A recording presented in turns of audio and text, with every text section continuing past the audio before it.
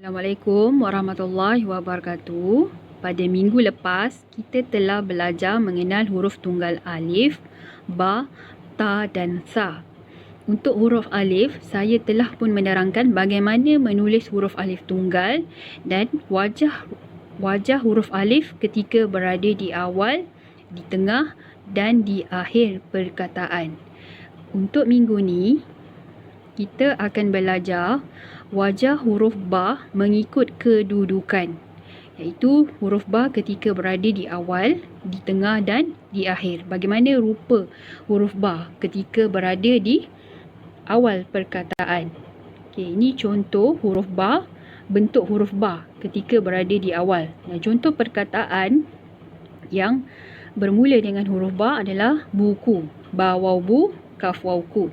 Untuk huruf ba yang berada di tengah adalah seperti ini.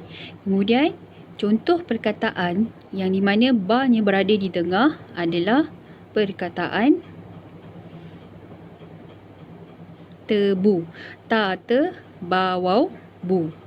Untuk ba yang berada di akhir adalah seperti ini, wajah huruf ba ketika berada di akhir perkataan. Dan contoh perkataan yang di mana ba-nya berada di akhir adalah wajib. Waw alif wa, jim ba, jib.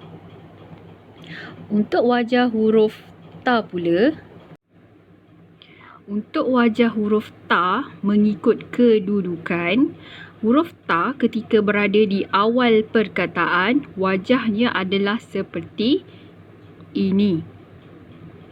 Dan perkataan yang bermula dengan huruf ta adalah tiga. Tayati, gaga, tiga. Untuk wajah huruf ta ketika berada di tengah adalah seperti ini. Dan contoh perkataan yang mana ta berada di tengah adalah perkataan betik. Ba be, ta ya qaf, tik, betik. Untuk huruf ta ketika berada di akhir, wajahnya adalah seperti ini. Dan contoh perkataan yang mana huruf ta berada di akhir adalah perkataan empat. Alif mim em, pa ta, pat. Seterusnya, wajah huruf sa mengikut kedudukan, di mana huruf sa yang berada di awal perkataan, wajahnya adalah seperti ini. Dan contoh perkataan yang bermula dengan huruf sa adalah selasa. Sa se, lam alif la, sa sa, selasa.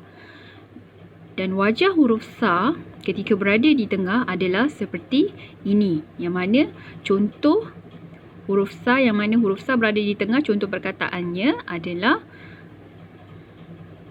tamsil. Diambil daripada kata pinjaman bahasa Arab yang membawa maksud contoh. Tamim tam, saya lam, sil, tamsil. Kemudian huruf sa ketika berada di akhir perkataan adalah seperti ini. Dan contoh perkataan yang mana sa berada di akhir adalah hadis. Ha dal yasa, dis, hadis. Untuk hari ini, latihan menulis seperti biasa, gunakan buku garis 3. Tuliskan tajuk hari Isnin bersamaan dengan 1 Februari 2021. Dan saya nak awak semua tuliskan huruf tunggal ba. Sebab minggu lepas kita tak ada lagi menulis huruf tunggal ba. Okey, dalam ni saya tunjukkan bagaimana menulis huruf ba. Okey, untuk menulis huruf ba, pastikan bermula daripada kanan dan menggunakan lingkungan ataupun garisan biru sahaja. Dan titik untuk ba adalah di bawah garisan biru. Sama juga bentuk untuk huruf ta. Huruf ta sama dengan bentuk huruf ba. Saya dah terangkan pada minggu lepas. Ketiga-tiga huruf yang mempunyai bentuk yang sama. Dan titiknya 2 di atas garisan biru. Okey. Ini cara menulis huruf tunggal ta. Untuk huruf sa, bentuknya sama juga dengan huruf ba dengan ta. Cuma titik 3 di atas. Dan titiknya berada di atas garisan biru. untuk ketiga-tiga huruf ni, kita hanya menggunakan garisan biru. 2 garisan biru pada buku garis 3. Untuk latihan ni juga tidak perlu dihantar. Cukup sekadar awak buat saja di rumah.